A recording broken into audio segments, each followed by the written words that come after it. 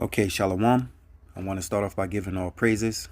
Let me say Barakatah Yahweh, Barakatah Yahweh Shai, Barakatah Yahweh, Barakatah Yahweh Shai, Barakatah Yahweh, Barakatah Yahweh Shai, Call Halal La Yahweh, Bahashem Yahweh Shai, Bahashem Rakha, Kodash. Double honors to my apostles, elder bishops, here in Great Millstone who rule well. Salutations to the Lord's hopeful elect, scattered abroad. I'm the brother Taza War from the GMS New Jersey camp, and just here with another quick video that I came across.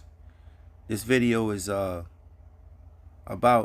2 years old, and this is Elon Musk Babysitter. All right, testimony of Elon Musk Babysitter, and that's her to the left.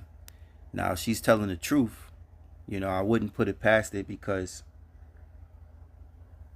these guys that are the prestige in life, the ones that are above the rest, that sit in high places like Elon Musk, which really ain't nothing but more than a puppet, because there's men greater than him, all right, that's not seen, all right, which is the Rothschilds, the House of Esau.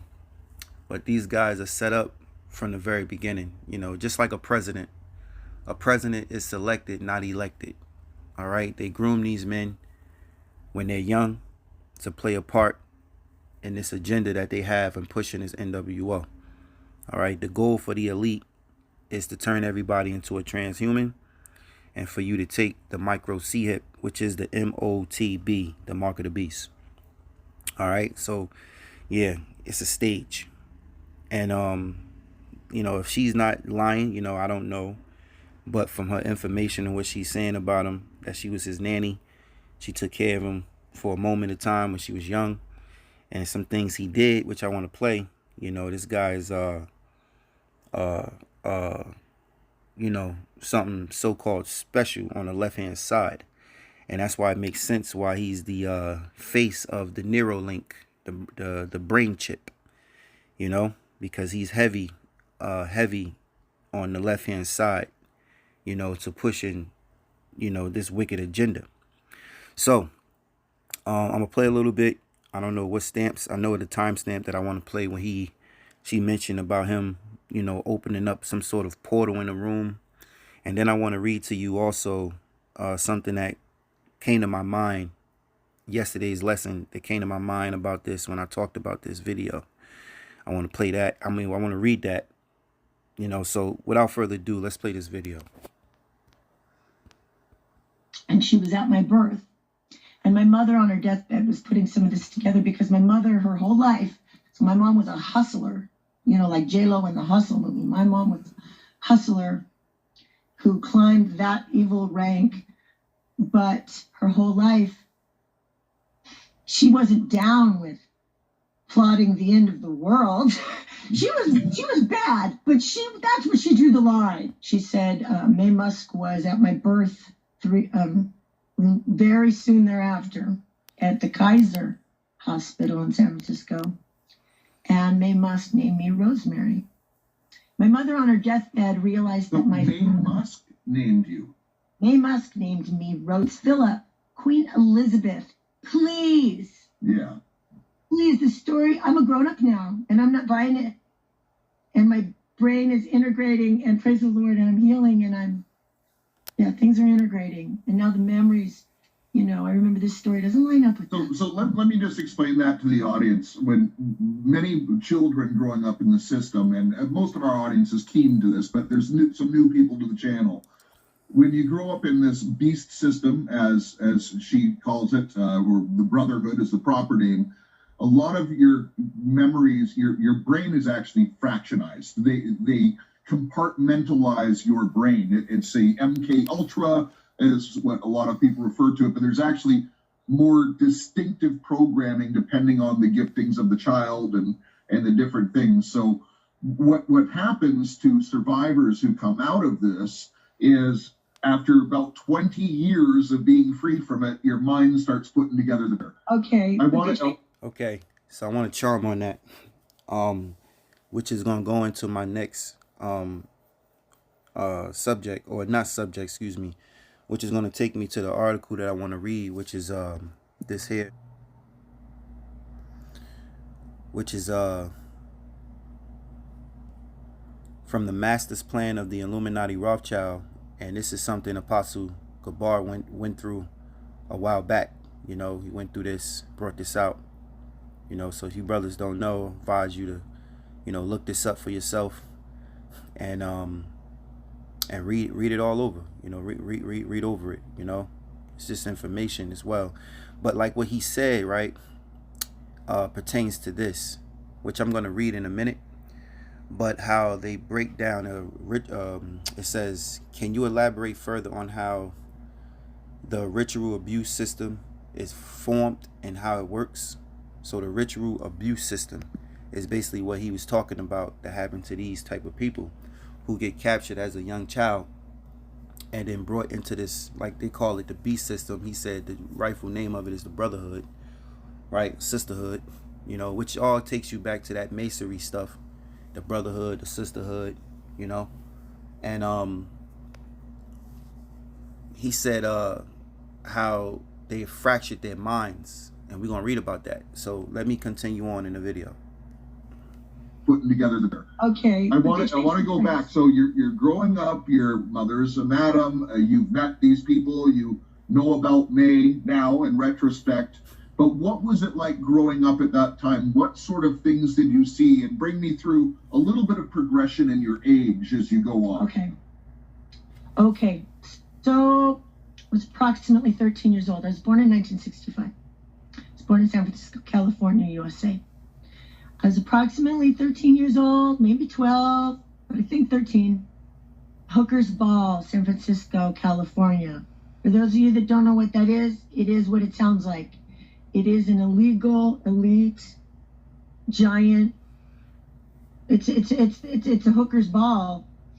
I remember that Jerry Brown was supposed to be there. Like an entourage went by. Former governor of California. Former governor. Now I didn't see him, but I remember being like, "Oh yeah, that's Jerry." You know. Well, like, we know the elites go to these things, so this would. And this is no different than what a Diddy party is. You know, if you didn't know, now you know. And they've been doing this shit for years. You know, why was Diddy allowed to have these type of parties? Because they will perform their rituals. They are part of the brotherhood. You know, for those who sold their souls, so to say. Linda A ball where they've got all the women there, and the elites come in and have their way and probably do very perverted things. Right, and this particular one was in the Civic Auditorium Center. There's many others held, and they got the Civic Auditorium. The Civic Auditorium, and it was a 3-level thing, and there was Meatloaf was playing. Meatloaf's a band. Let me sleep on it, baby. Yeah. Remember him? So Meatloaf was playing on one level. You know, whatever. They were just. So you're there as a kid watching essentially this big orgy. Yeah, it was a big orgy. It really was, and my mom, as bad as she was, didn't like to do cocaine in front of me, so she would ditch me, and I'm just, you know. So she's just another victim, you know, brought up into that type of lifestyle, raised, captured, and used. Just like the rest of these girls that are coming out, part of the Diddy party, speaking up, the sex ring, sex trafficking. What's that girl name? Ali or something like that. She speaks on the, you know, she does her YouTube videos with her mother, and she speaks on the stuff she's been through. She talked about Denzel not actually truly leaving before it got dark, you know. So girls like her is one of millions, you know, one of thousands, I guess. So she was in the same thing, if you want to understand, you know. So let me continue. I'm around with whoever they assigned me to be with. I was excited to be there. I was happy to be there. I was so happy to be off on a family event with my mother because I was sick and a kid and messed up and I didn't have the right guidelines. I mean, I knew in my heart sometimes I wanted to be a good person, but sometimes I wanted to arise to the occasion and please those people around me, you know? See, she was abused too. But I always had something in my heart that told me it wasn't right. And with that being said, she did some diabolical shit. You know, she did some evil shit because she said she wanted to rise up to the occasion to please those people. So she did excite them. You know, wonder why she was chosen as a kid, right? Right. Now, you had said, I believe in one of your videos, that you were kind of like a servant in the system. You explain that to me a little bit. How Thank were you you a for- servant? Okay, so let me give a little bit of ground. So there was a movie that Brooke Shields was in. I think she was 11. She was a little girl called Pretty Baby. And she was a child growing up in a whorehouse. Well, it was kind of not exactly, because my mother kept lots of houses, and our home base was our home base. So, but there was a child growing up in a whorehouse, and they auctioned her off in Louisiana. And I remember my mother saw that movie, and her friends and her were doing coke one night. It's like, that's a great idea. The girls are getting big enough. You ought to do, and that was like, okay. And she was high as a kite, and somebody was pushing her into it. Now, see, my mother, this is the part I don't understand. Okay, so I was supposed to be auctioned off at the Hooker's Ball.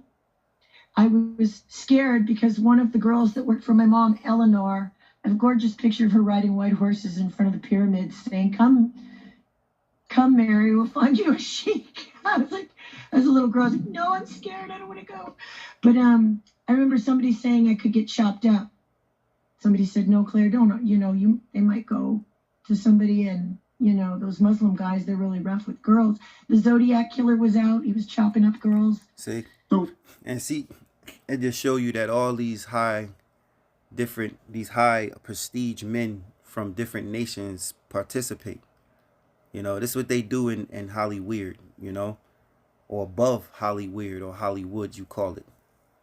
All these prestige men participate. She said the Muslim men were very aggressive. So you can just imagine what these sex rings are like that they talk about that's being exposed. So I ain't gonna play the rest of this. I'll try to leave this full video on the Odyssey page, but let's just get to the point of the video, because this was about Elon Musk. All right. See if I can get to the point. This is a 30-minute video, so bear with me. Okay, so let's wind it back. Maybe 20 minutes.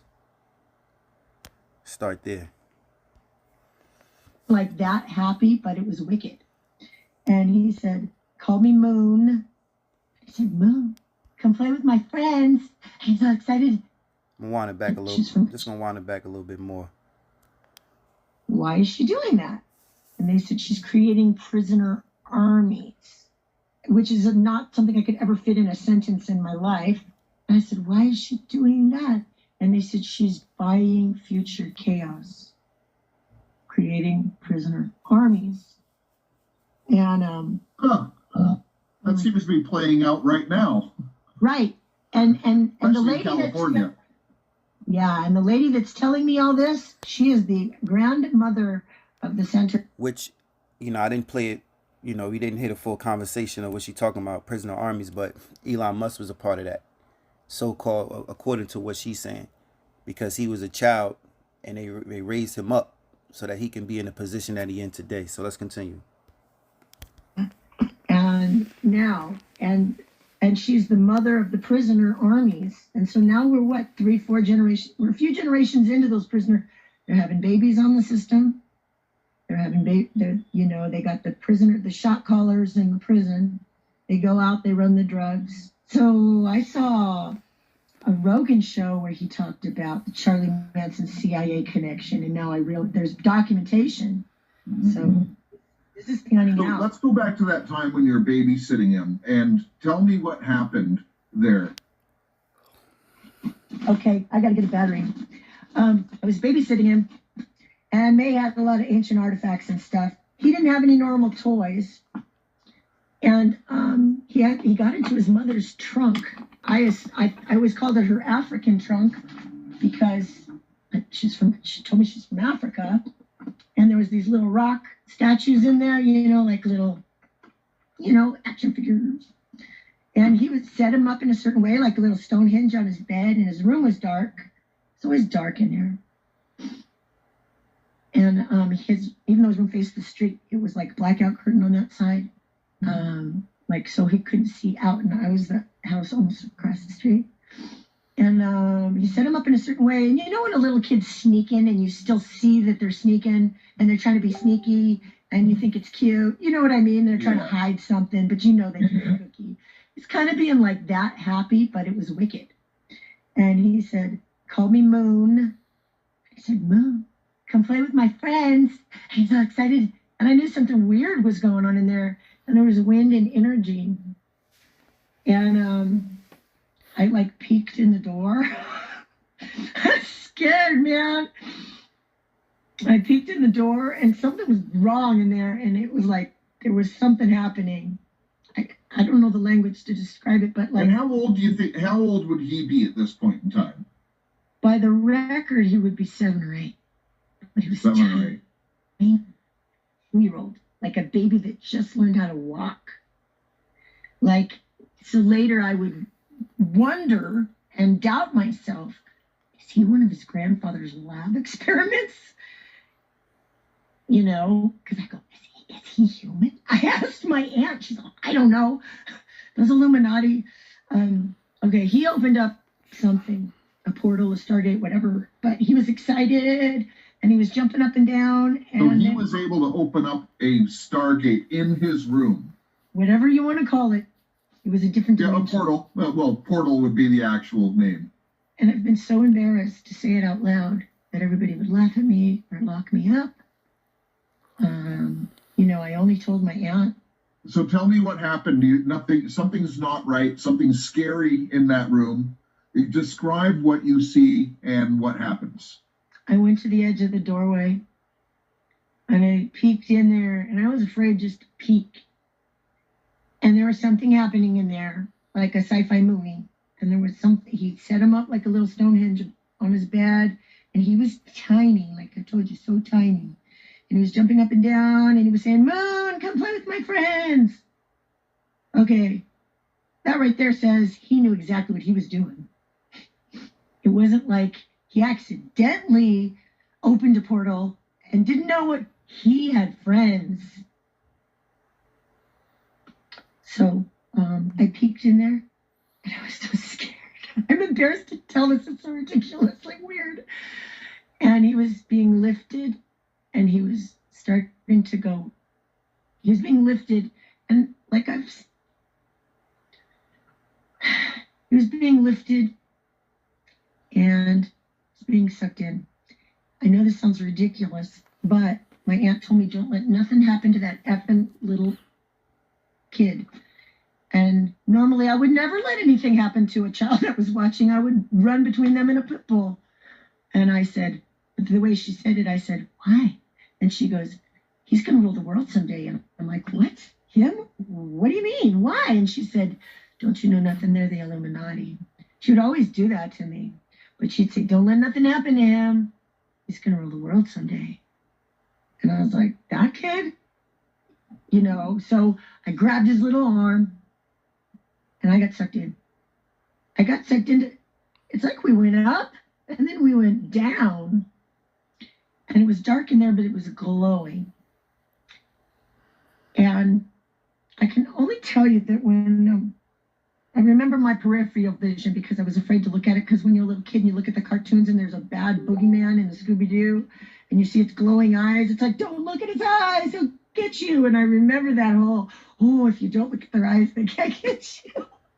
And I was being sucked in and sucked down, and I had his little arm, and it was weird because like there was no bottom, and there were these creatures in there, and they were giant, and they were semi-shaped like humans. They were glorious. They weren't like Smeagol's or any creepy little demon dudes. They were like beautiful, ancient creatures that moved in a different time, and they were giant. And like they had a different head. Like there was a bird head and like a cat head and a jackal head. And I would compare them, because I'm not super educated, to like Egyptian type of things. to the types of things May had, little artifacts of.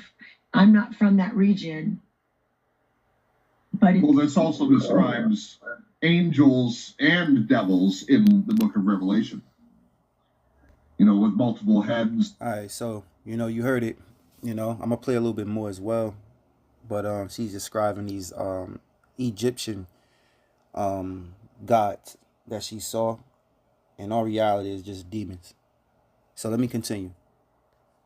Different animals pointing different ways. Yeah, the angels had many faces. Look at the guards of the gates of the Garden of Eden, right? Yeah. Even alone, like that's what sounds like what you're describing. And they were beautiful, but terrifying. They weren't on my side. I'm on Team Jesus, and but I was told not to say that name over there. And well, of course not, because they would flee. My aunt told me never to say that name over there. They don't want to hear Jack Black about your Jesus. And I said, because I remember when I got saved, I wanted to go save everybody. And she's like, don't you say that name over there. She said, okay, well, let's finish the story, and then I want to go to your conversion and how you got saved. Okay. So we're coming down in there. One of them grabbed me by the throat. And I closed my eyes, and I had him. And I was tiny, like a little rag doll compared to it.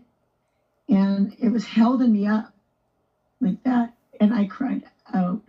I felt like I couldn't talk. And I cried out, Jesus, save me. And it stopped, and we flew back. And we flew out of there, and I still had him.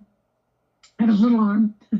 And we flew back, and we rolled out of his room and out of the hallway and into the living room. And if you've ever fallen off a merry-go-round and you woo, and you stop yourself, and I stopped, and we grabbed the ground, and I was I just felt dizzy, and I looked up at him, and he looked up at me, and we're on the ground, we're looking at a bug, and he looked up at me, and he goes, Moon, why you not like my friends?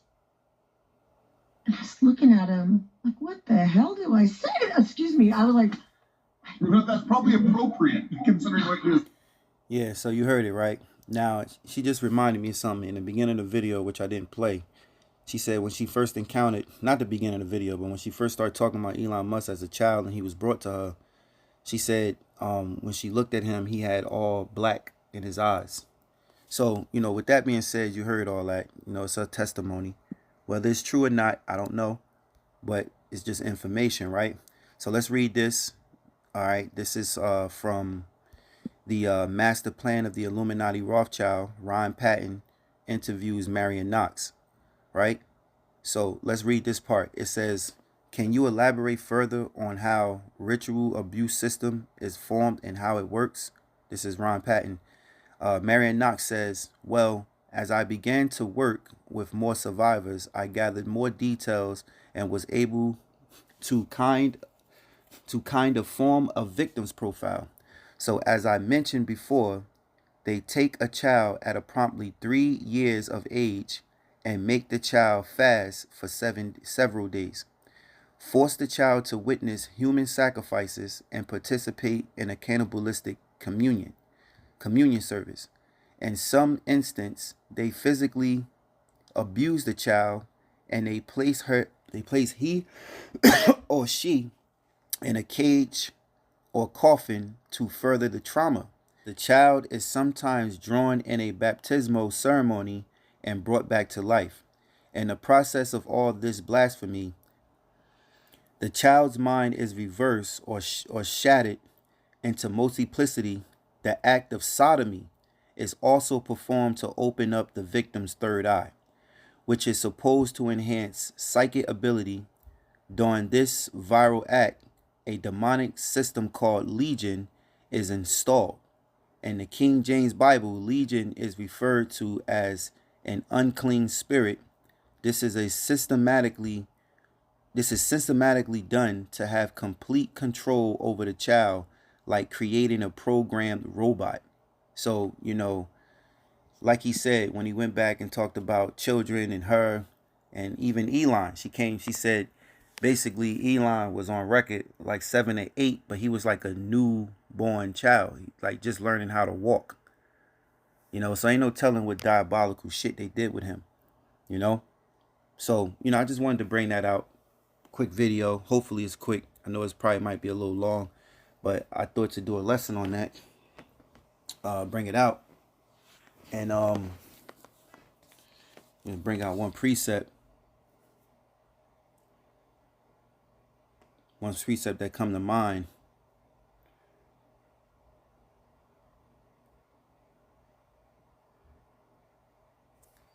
This is the book.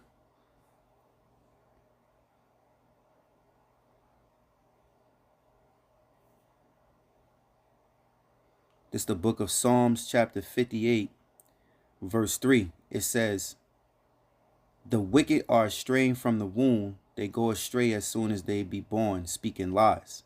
They are poisonous like the poison of a serpent. They are like the deaf adder that stoppeth her ear, which would not hearken to the voice of charmers, charming never so wisely. Break their teeth, O God, in their mouth. Break out the great teeth of the young lions, O Yahweh. Let them melt away as waters which run continually. When he bendeth his bow to shoot his arrows, let them be as cut in pieces, as a snail which melteth. Let every one of them pass away, like the untimely birth of a woman, that they may not see the sun. Before your pots can fill the thorns, he shall take them away as with a whirlwind, both living and in his wrath. The righteous shall rejoice when he seeth the vengeance. He shall wash his feet in the blood of the wicked, so that a man shall say, verily, there is a reward for the righteous. Verily, he is a God, a power that judges the earth." So I'm going to leave it with that. I want to give my all praises. Let me give all my praises, right? I want to give all praises to Yahweh, Bahashem Yahweh Shai, Bahashem Recha Kodash. Double honors to my apostles and elder bishops here in Great Millstone who rule well. Salutations to the Lord's elect. Shalom.